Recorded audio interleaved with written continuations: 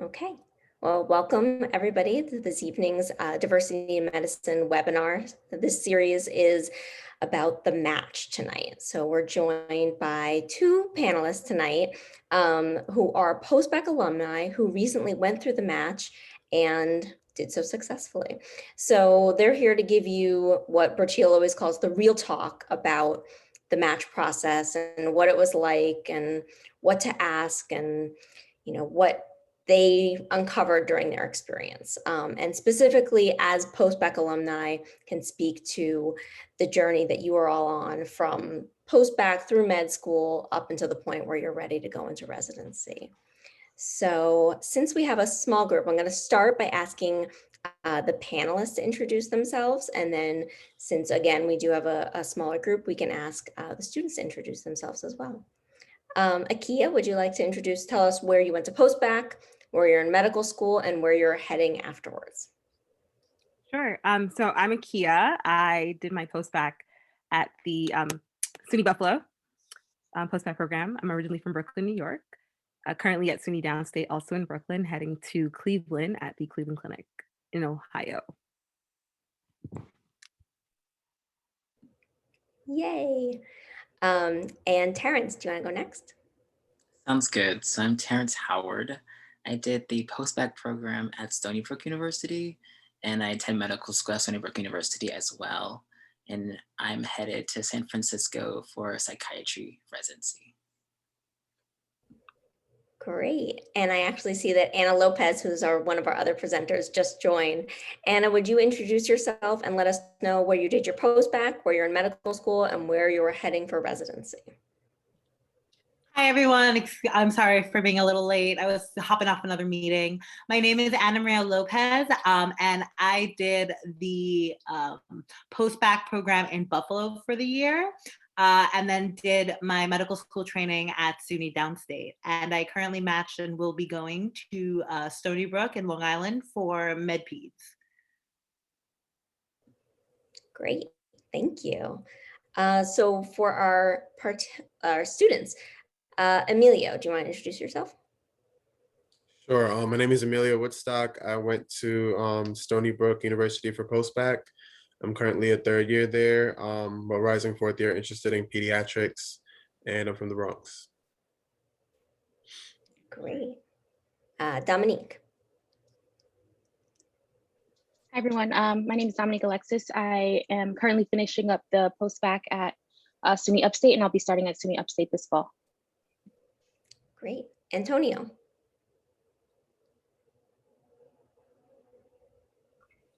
Hey everyone, my name is Antonio Pereira. I did the post-bac at Buffalo, UB. I'm currently at Hofstra School of Medicine. Great. And Colleen. Hi everyone, I'm Colleen. I'm currently a third year at SUNY Downstate.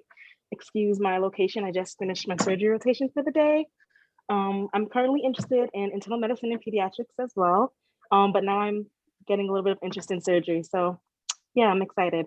And I also went to SUNY Buffalo for post-bac. Great. Since we have such a small group, it would be great if people could just ask questions sort of spontaneously. If you don't feel like you're in a place that you can ask a question on video, just drop it in the chat or give me a nudge and I'm happy to ask any questions.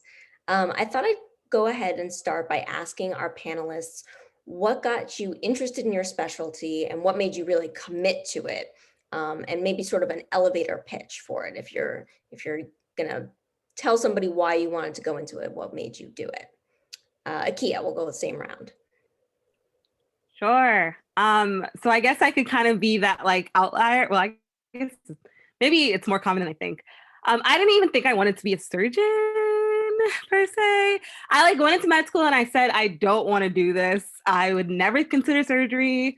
It's not my thing. I don't want to be an OR. It's too mechanical for me.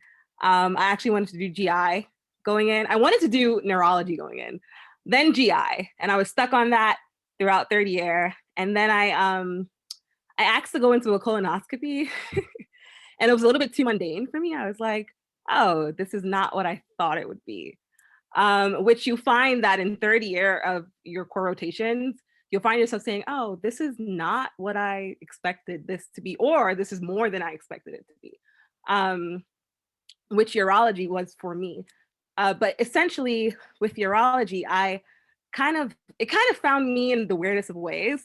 I chose to do it as a core rotation before I even knew I would like it, only because I heard it was such a great rotation to do if you didn't want to do surgery, because you'd have a good time.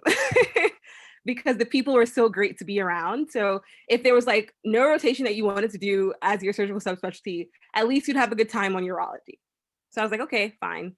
I ended up doing a health trip to Jamaica, where my family's from. And there I learned how to do my first prostate exam. And that was enough to freeze you. I can go in the interim until she comes back. I'm probably another kind of outlier in that I came to med school wanting to do psychiatry.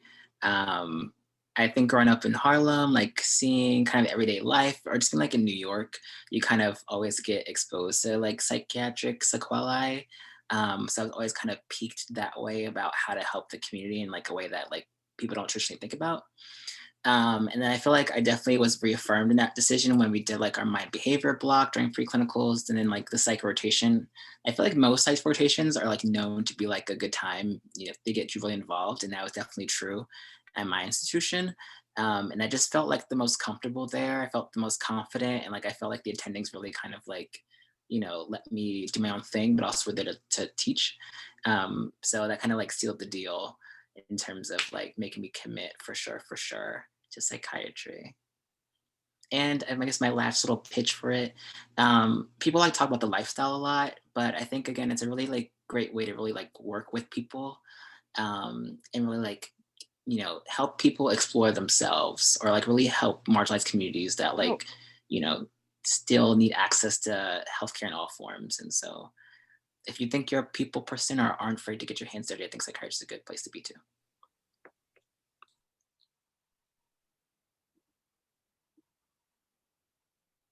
You're muted. I'm not sure Akia's back fully yet. So Anna, do you want to go ahead while she's connecting? Yeah, sure. So I actually, I definitely feel like a little bit of an outlier. I applied to a combined specialty, which means I picked two for reasons I still don't understand. But actually I picked it because I had originally went into med school with the intention of doing internal medicine and going straight to cardiology. And I don't know, there was something about internal medicine that was missing, and I couldn't figure out what it was. I really loved family medicine, but family medicine, I feel like career-wise, didn't let me do anything I wanted to. I was just kind of stuck. I felt as if I was stuck. If I just did my family if I just did family med.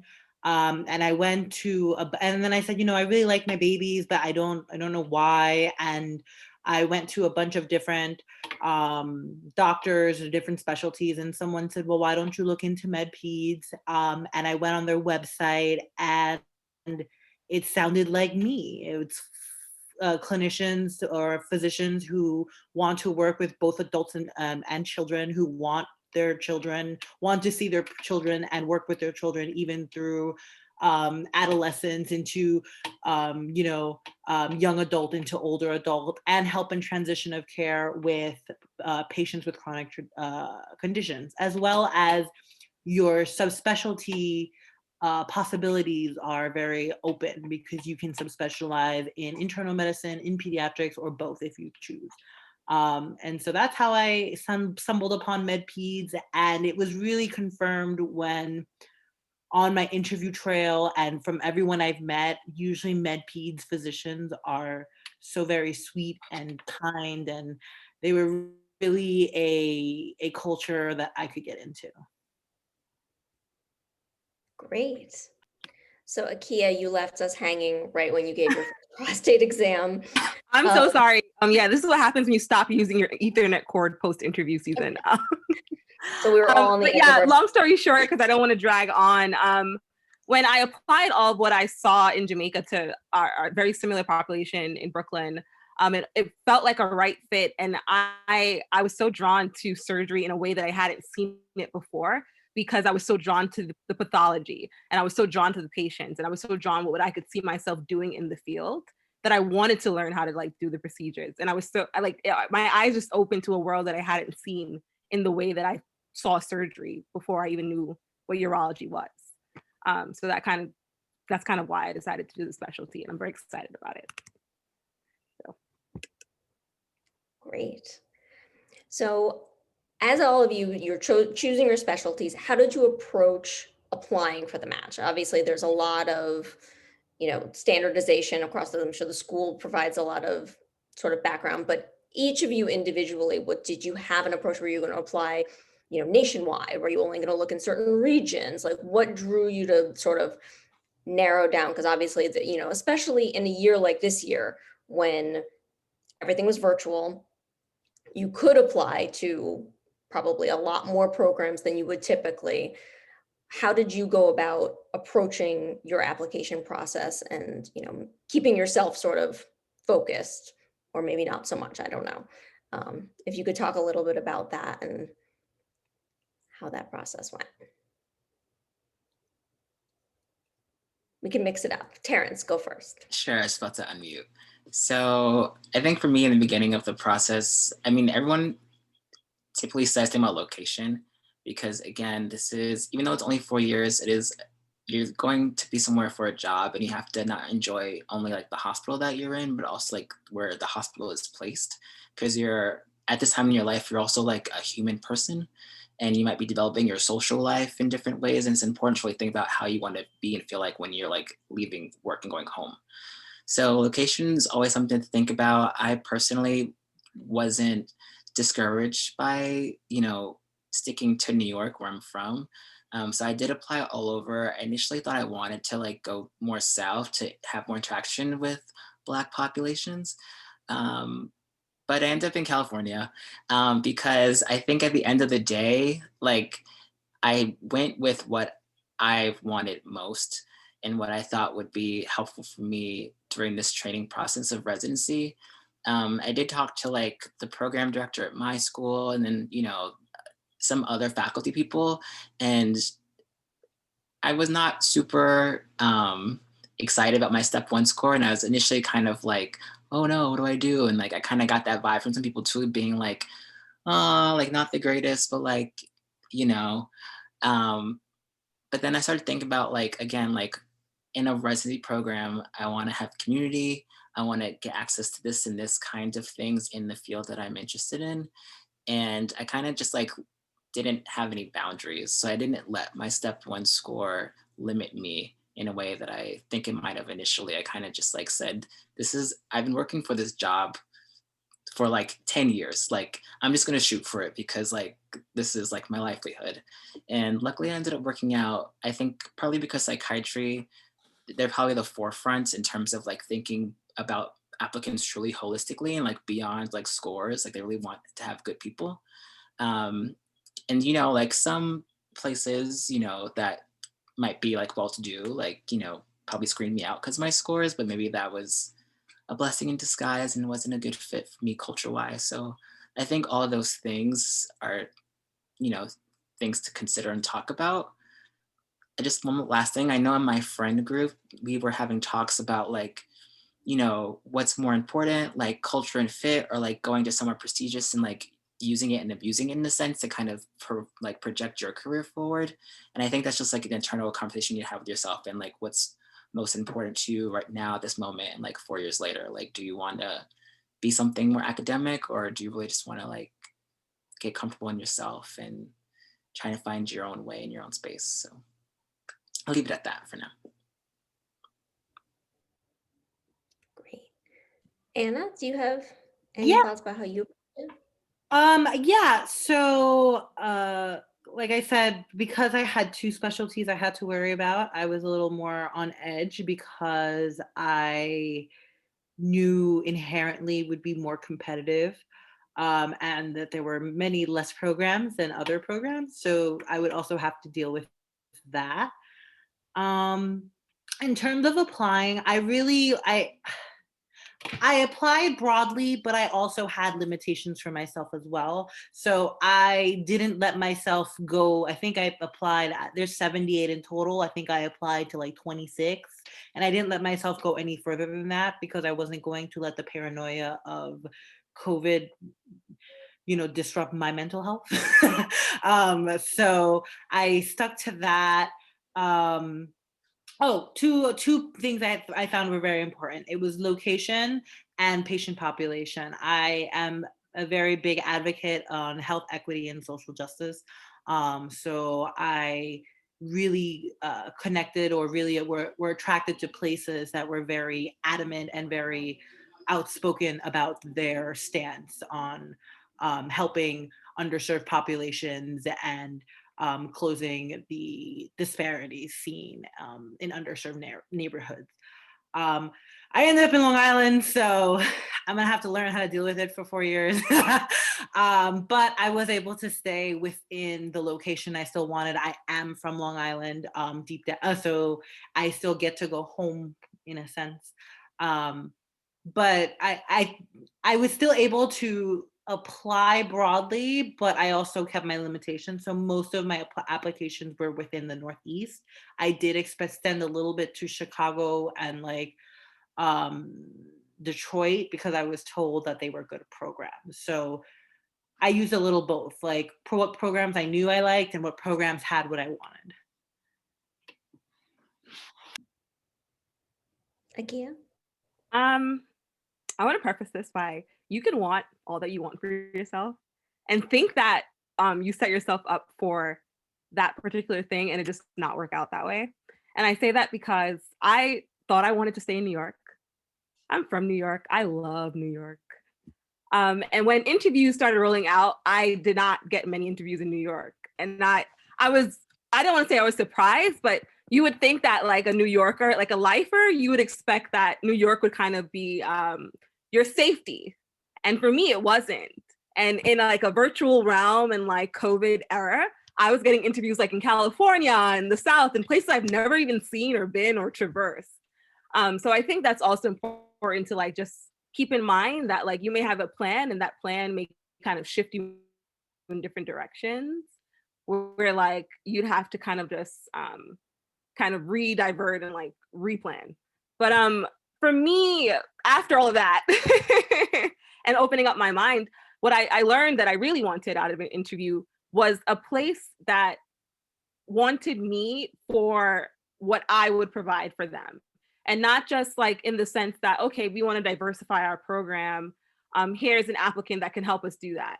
But for me, where I matched on my number one, and I made that place my number one because for me, being close to my family was important to me, which is part of the reason why I wanted to stay in New York. And my number one program, during one of my interviews, someone said to me, I see here that you did all your training in New York. I was like, yeah, I did. And they said, you probably want to stay there. I said, well, I'm from New York. I love it there. And they go, well, we're like an hour away flight from there. And there's 10 flights that leave from here to JFK each weekend. Like they looked that information up, like for them to have like noticed that that was important to me. And this being a surgical residency, like that to me was special, you know? And programs that did that, like didn't make that a negative, like, wow, this person has never lived anywhere else. Why would they ever want to come here? But like for that person to have said, wow, like here's something that's important to this person. How can we make them fit into our program? That to me was community. So I kind of started prioritizing programs based off of like, you know, how they would fit my needs into their programs, how they would serve my needs, and then kind of what they offered within their program that fit my criteria for residency. So like surgical autonomy, the community that I wanted to serve, and then as the list goes on. So to me, like those things that stood out helped me make my rank list. Kind of to like piggyback if I can, I think something that came up a lot this year is obviously like diversity and inclusion. Yeah. But it was definitely like very obvious when like programs were kind of just saying that because they thought it was like trendy.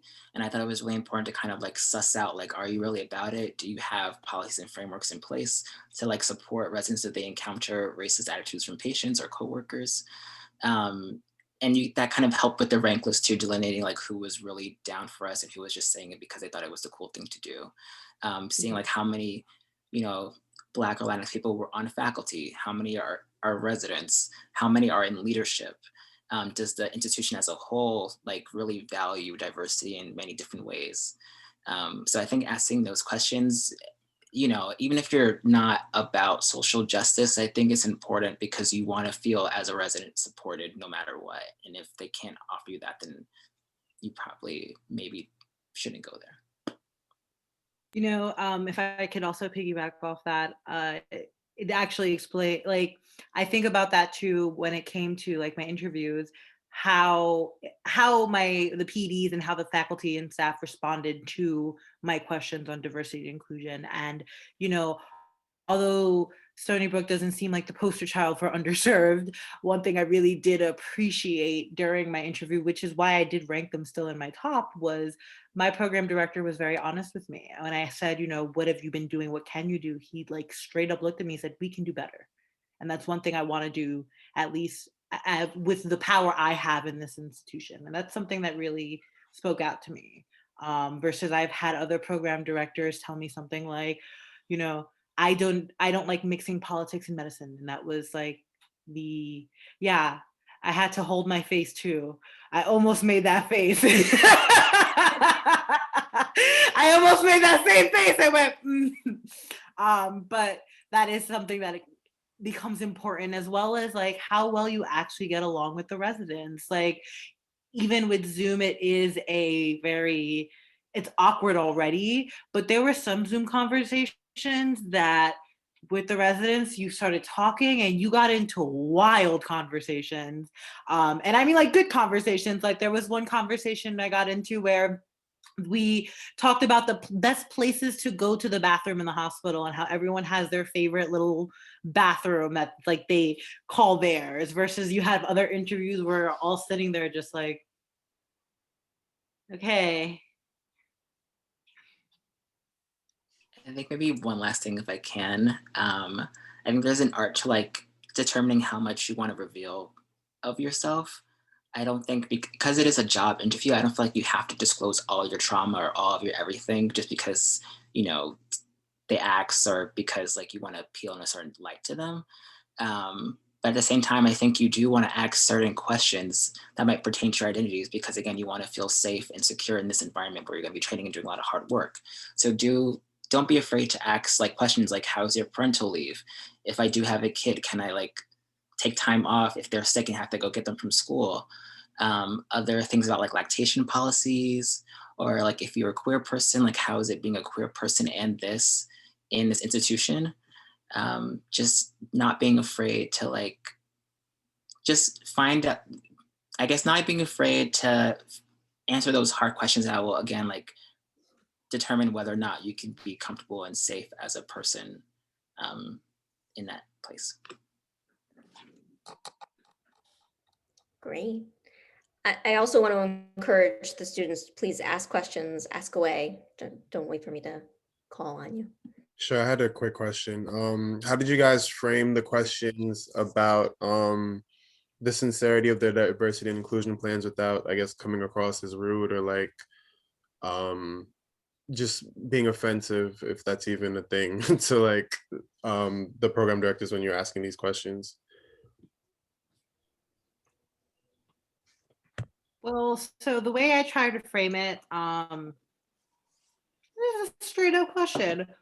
What is your institution taking any steps towards increasing diversity and inclusion within the faculty, students, student body, hospital staff? It's a yes or no. If yes, what are you doing? What challenges are you facing? For some, I was quite blunt and just said, what was your institution's reaction to the murder and killing of George Floyd?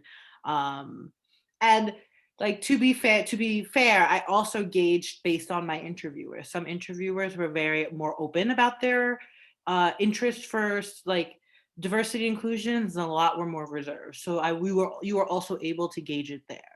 But just a simple, oh, what are you doing now to increase diversity or to make sure that there is inclusiveness within the student body?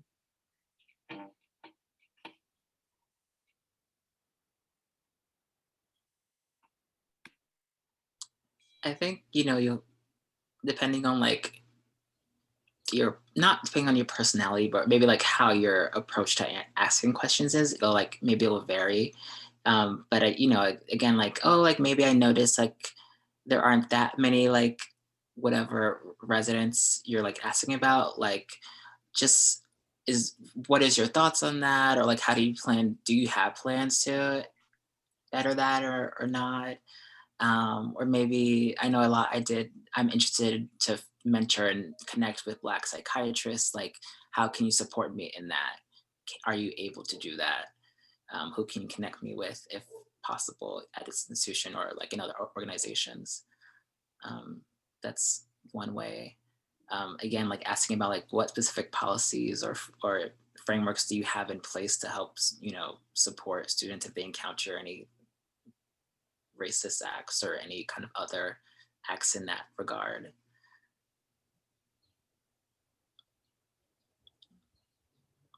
So Wakia, I'm interested in how you answered that question, given that the specialty that you're going into is pretty much dominated by white men. So how did you get to that question? Yeah, I was just about to add, to answer your question, also to add what both Terrence and Anna said. I actually went in with the understanding that I cannot take on I almost want to call it the guilt of asking those questions, or the responsibility of asking those questions and being concerned how I might come off by asking those questions, because those questions are very important. And if you ask them in a very respectful way, because you're genuinely, I don't want to say concerned, but you genuinely want an answer because you want to know that you're going to be supported at those institutions, I think that should be received in that way. And my field, as Ms. Wiederhorn pointed out, is very much so a white male dominated field. So when I asked those questions, I think it was almost expected for me to ask. And if I didn't, people would look at me like, why did you ask those questions? Yeah, you have to kind of go in and ask them, like you can't take on the responsibility and be worried that it might come across a certain way, because I think that those questions are okay to ask,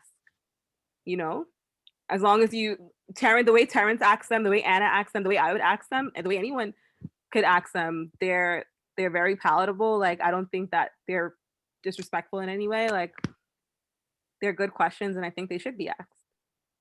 And I think and hope with like, what's going on with like the Derek Chauvin trial and like the other killings that have taken place since then, people again will be like expecting of sorts these kind of questions. I felt like program directors were expecting these questions. And if they didn't expect these questions or didn't have good responses to them, even though they had months to prepare, that was also an answer for me that like, okay, this is not it.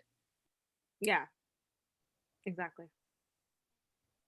And I guess also be aware that like you take that same technique with your application as well. So I was very afraid to initially include all of the health equity, social justice work I've done for fear that it would negatively impact my interviews. However, using my mentors, physicians above me that have gone through this, they were able to help me say, okay, but this is not how you say it. This is how you're going to word it. You worked in a work group with the deans of inclusion and diversity, and were able to help me be able to relay that these are things I'm passionate about. These are things that are important to me, without it being, I'm gonna come in and take over your institution, if it makes sense. You can also make your application sound just as nicely as the way you can ask the question. One of my questions for everybody was, how did you just talked about working with some of the faculty at your school. Who were the people and how did you find them at your institution who helped you through the match process? Like, how did you identify the people who really supported you, who helped you finesse your CV to help you get things ready and support you while you were applying?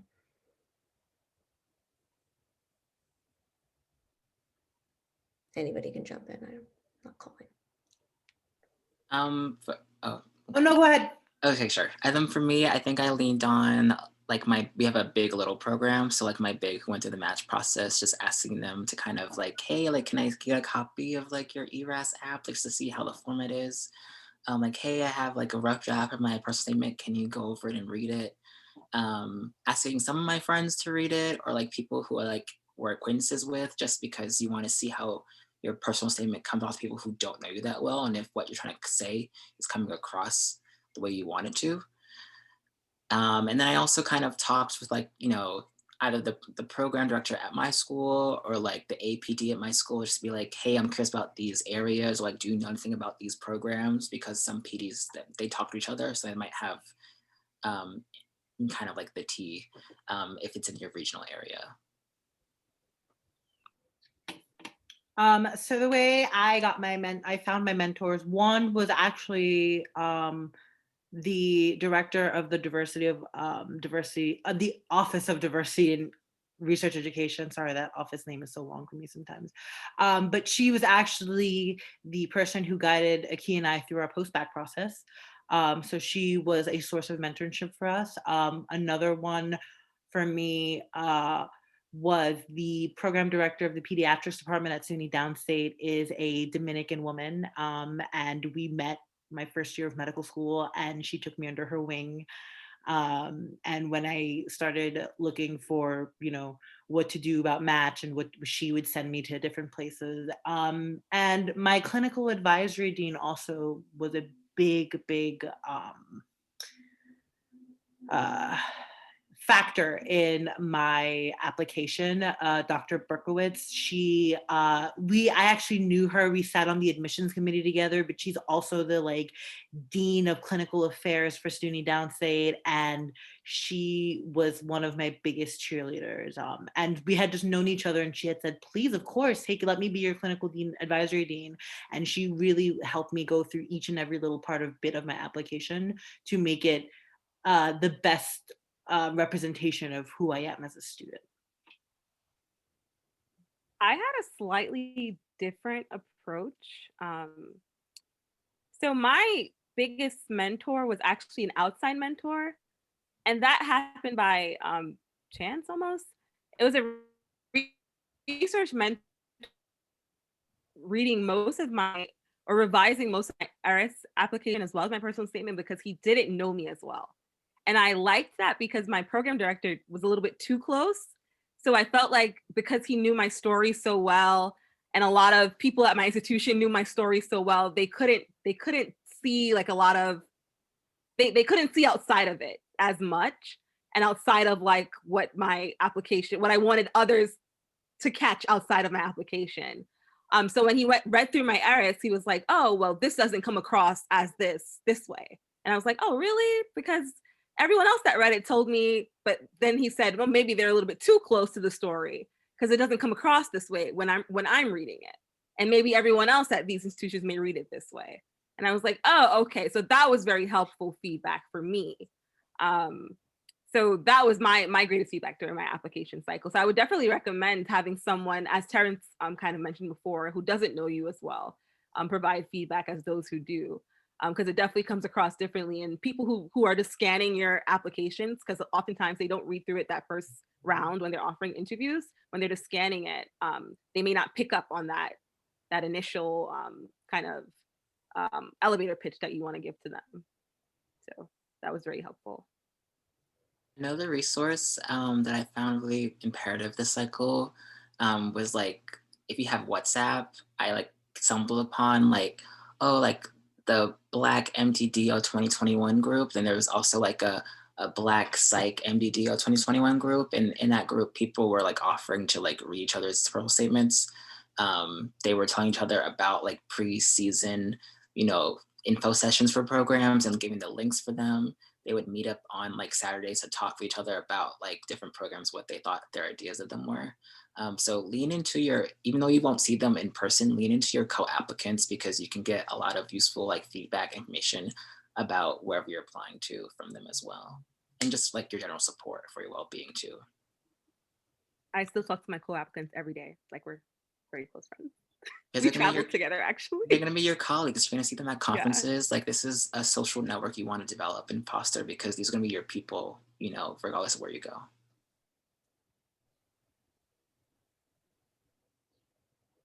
Does any of the students have anything they want to ask? I want to make sure everybody has time to ask their questions.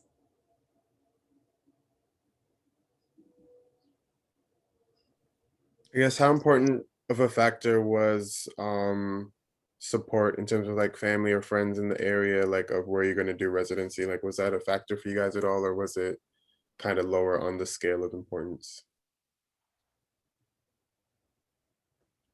I'll make this quick because my answer is just yes. I love having my family nearby. Buffalo was a really rough year, not because it was rough academically. I was really homesick. So yeah, it did. And that's like a very important question to consider. Like a lot of people, part of that geography question is it close to people that I know? And so don't think of it as like limiting yourself to only this area, but like you're trying to make the best space for you where you can like be your best self. You're only going to do so well academically or as a resident if you know that you feel again like safe and comfortable where you are. And if part of that is having family nearby, then that's really important for you. And you like remember, like we're getting, more seasoned as adults. So some of us are having families. Some people are doing things that require a social support system closer to them. So that is also important to take into account.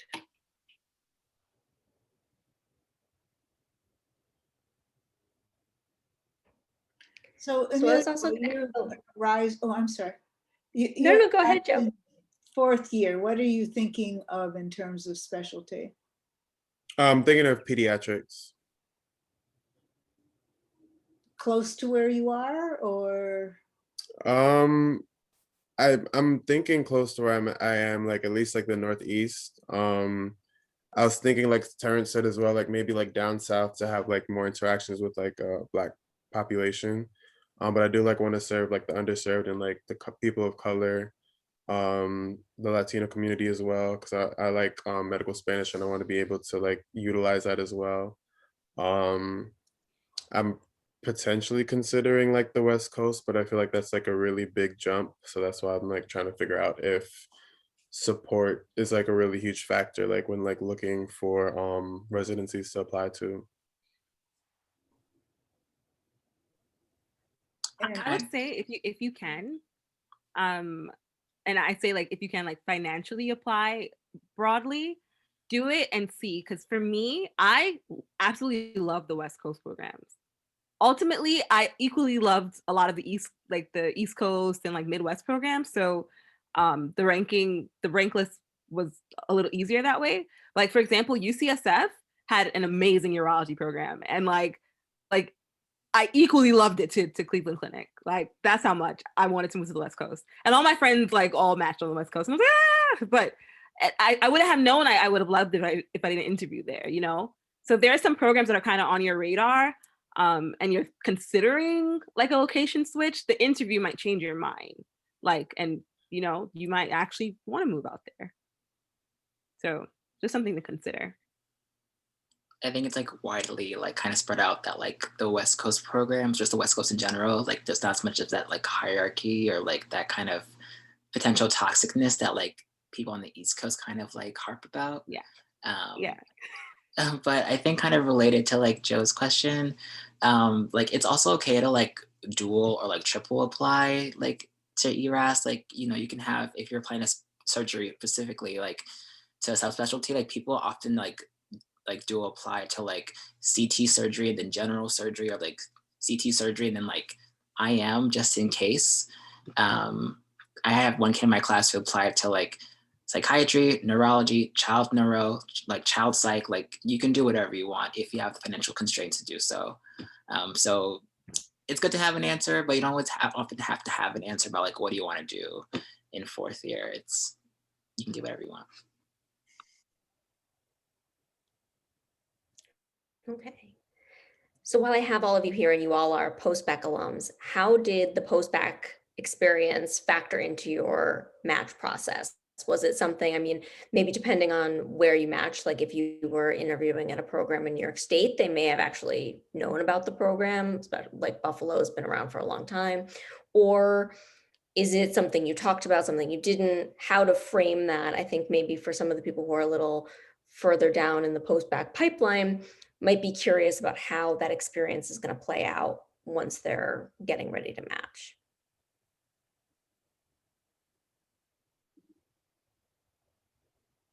I think for me, I often mentioned it in like my elevator pitch, like when I was going down, like, tell me about yourself. Well, I went here and then I did this and then I did a post-bac and then I did this. And then often some people would be like, oh, well, why did you do a post-bac? And then I would explain that. Or like if I was answering a question like, well, name a challenge you had to overcome and how you overcame it.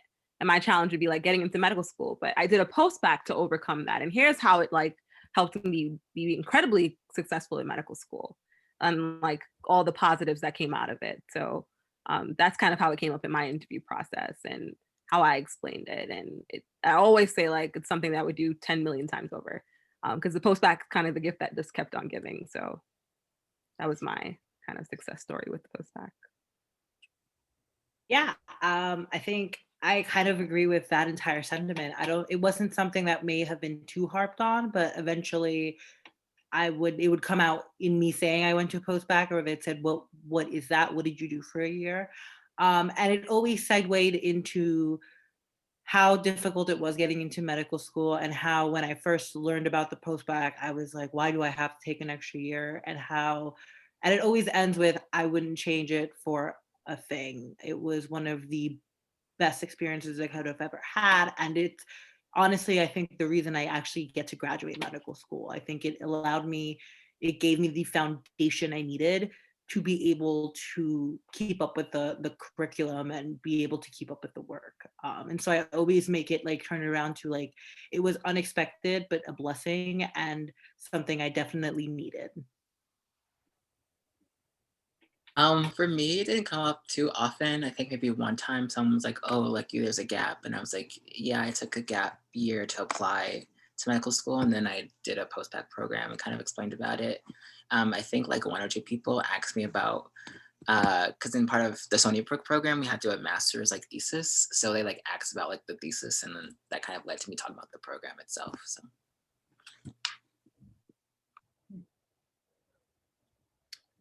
So one of the other questions I was going to ask, because this year was obviously unusual with the virtual space, and everybody knows how soul sucking it can be to be on a Zoom like all day.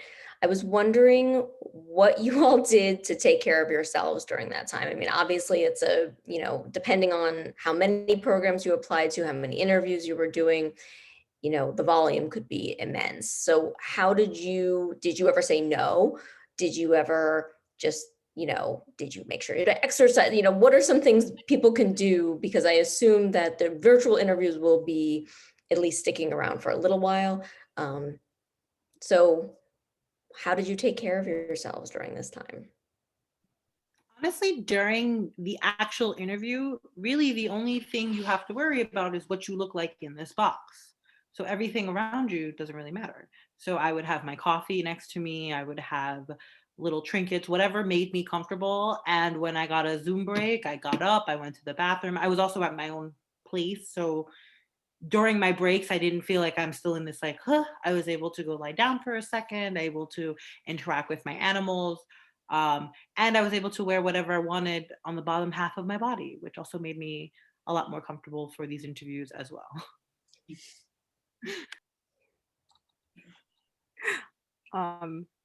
It was awful. You would think that surgeons like don't want to talk so much.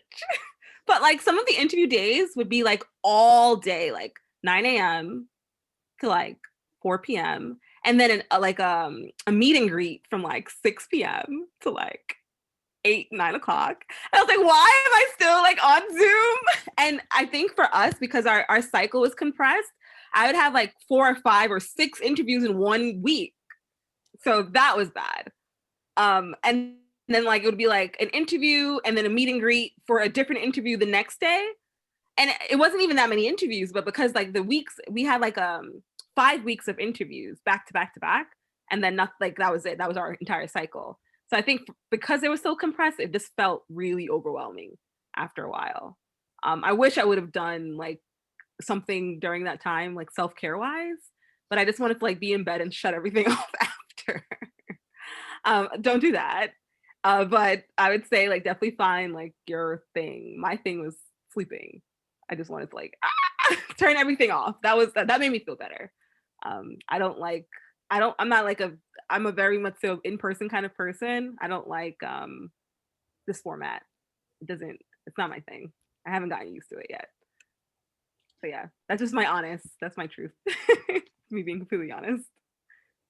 I was just going to mention that I think it's urology, ophthalmology, and the military matches that are early, and then everything else is this like regular in March.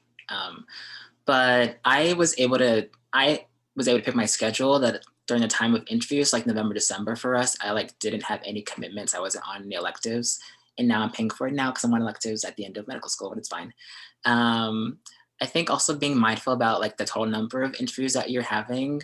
You know, obviously for some people they're very anxious like me and like wanted to apply to a lot because I was nervous, and then it ended up being fine. So I ended up dropping some because I set a cap at like, I'm only doing 20, and 20 is actually a lot. So along the way, like you definitely do get tired. Like I know I had interviews like before and after Christmas, and the ones after Christmas, I was like over it. So like, I guess being mindful about like how you schedule your interviews, trying not to do too many in 1 week, because it is like a lot of energy sitting in one spot for like hours and answering questions, and then like having to maybe go to like a social like the next day or even the same night. I think something that people were trying to think about a lot is like the guilt of like missing something. A lot of the programs will say like, oh, if you can't come, don't worry about it. And that will obviously trigger like, do they really mean it? Are they lying to me? Like, should I think about it? And like, if you're really feeling tired, like, don't feel guilty. Like, just don't go, because you're not gonna be able to give your full self to them anyway. So I think always having the option of like saying no is really important as well for your mental well-being. Spoken like a psychiatrist. A curiosity question. Did you end up dropping out of the 20 turns? No, so like I ended up like, as a cycle progressed, I ended up getting more than 20. So I was like, okay, I should like probably like give some up, partly because of like, I don't want to do that many, but also like there are people who like still didn't have any at that point. So I was like, I should like, someone who really wants a spot should, you know, get it.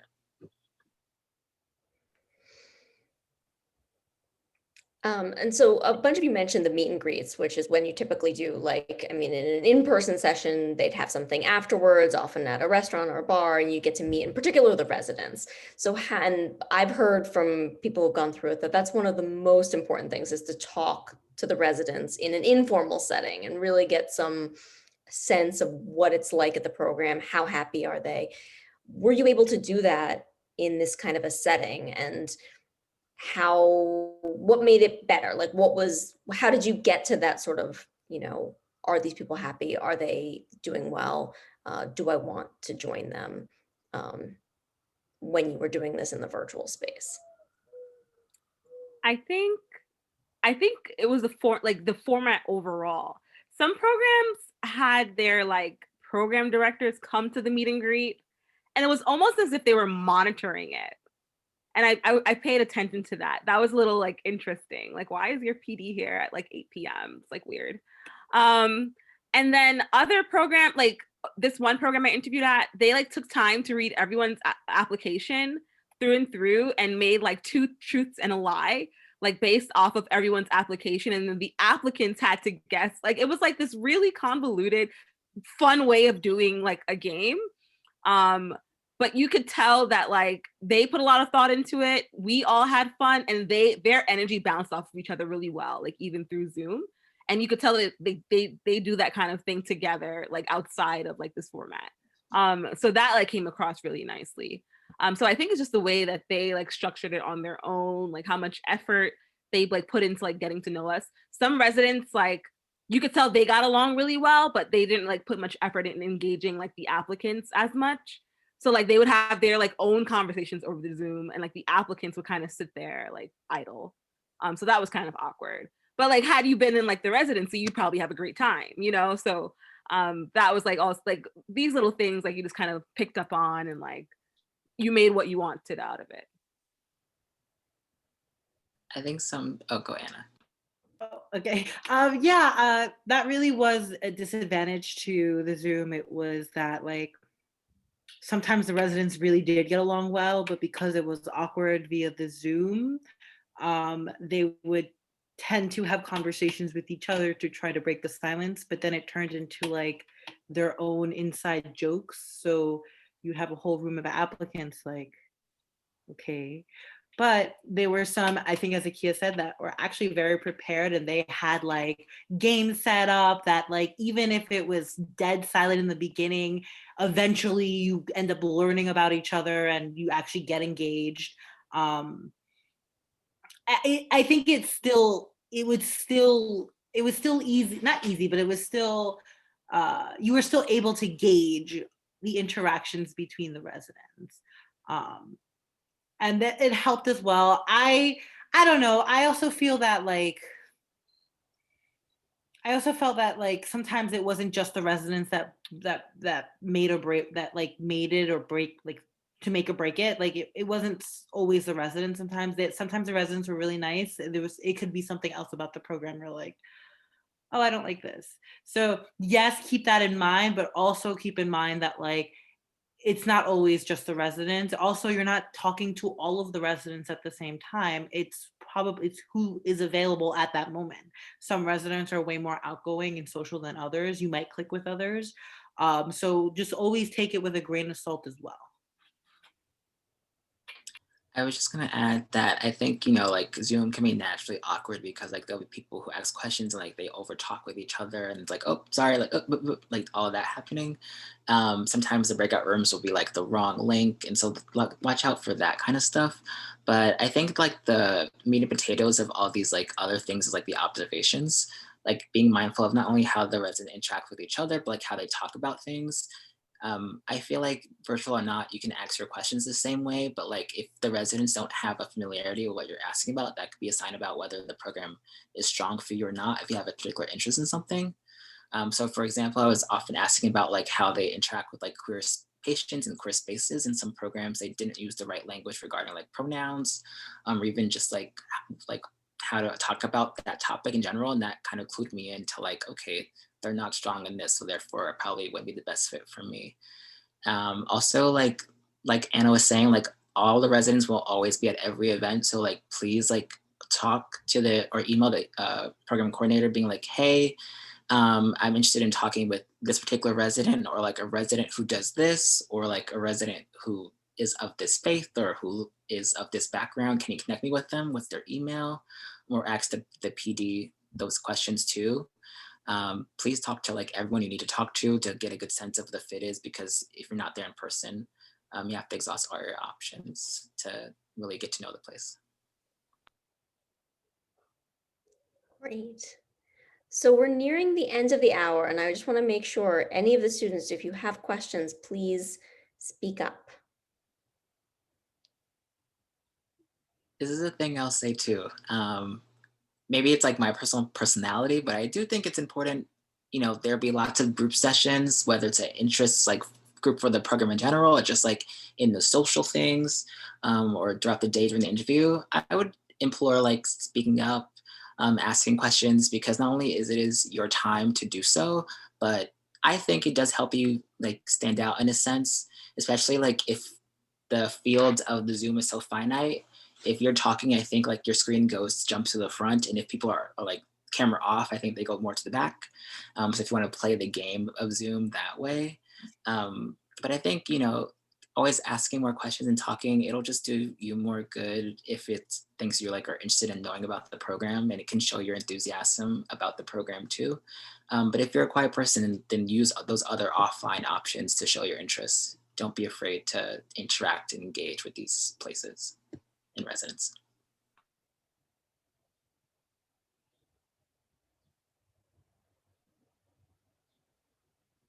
All right, I'm gonna ask one final question.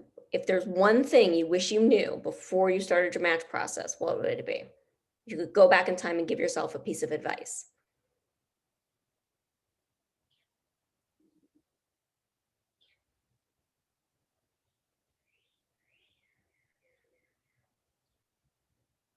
It could be like, wear comfortable pants. Like, everybody does that already though.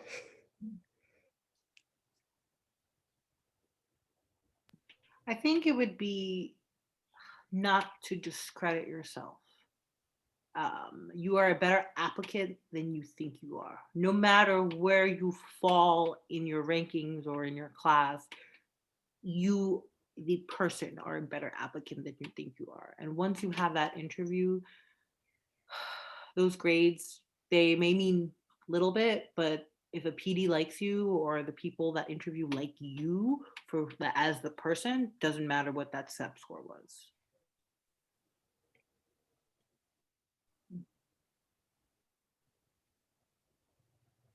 Ah. Hello? Yes. Okay. I'm not sure if my internet's like going in and out. I would say like for the entire process, don't let one bad, I wouldn't say bad, but disappointing interview or interviewer get you down for the entire interview cycle. Because I had a few ups and downs during my interview cycle where I would be asked a question that would make me feel discouraged or disappointed or quite shocked. And I would kind of go into like this emotional cycle or feel triggered or whatever have you. And I would have to make sure I don't bring those emotions or triggers to the next interview or the next program even.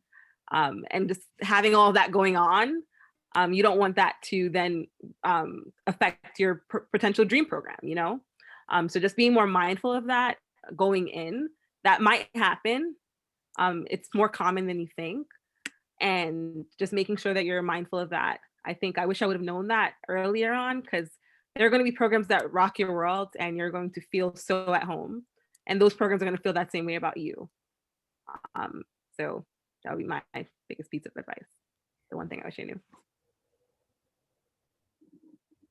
I think for me, like something that I noticed along the process is like, even though like we're used to being students and that you're like applying for a job, like don't be afraid to like be yourself. If the PD like makes a joke, laugh. Like, and don't just laugh because like, haha, like to boost your ego. Like if it's funny, like laugh. Like you're applying for a job, but like you have to work with these people, especially the residents, but also the faculty. So they want people who they can like get along with and who they think like vibes with them. So I saw like a lot of people, like oftentimes they were kind of like often very like sitting uptight and like was stone faced the whole time. And it probably worked out for them, but like you're also like a human. Like it's okay to like, you know, move a little, like live in the moment, be expressive, but that's who you are. Because again, you want to have a good fit for what the program is, and the programs that are the best fit for you will like see that and like will be like, that's amazing, and not think of it as a deterrent. So don't think you have to project a certain image, just like really cheesy, but just be you. And I think that'll carry you like a really long way. Well, thank you. Terrence, Akia, Anna, thank you so much for taking the time and doing this. To our students, thank you so much for joining us, and have a great night. If you have any other questions, feel free to email me. I can get you in touch with our panelists, although they are students, so you probably may already have their info. And we also do, I want to plug the AMSNY post-bac community. We have a Facebook group now. We're trying to really try to get people connected, you know, especially at the other schools. If we have a lot of people who have gone on and matched around the country, you can always email one of us at AMSNY. We can try to find you someplace to talk to. We're always happy to do that and connect people. So use us as a resource as well. I know some of you only think of us at the beginning, but think of us through the whole process. We're here forever. So great. Thank you so Have much. a great night. Thank you, everybody. Thank you. Thank you. Good to see you all.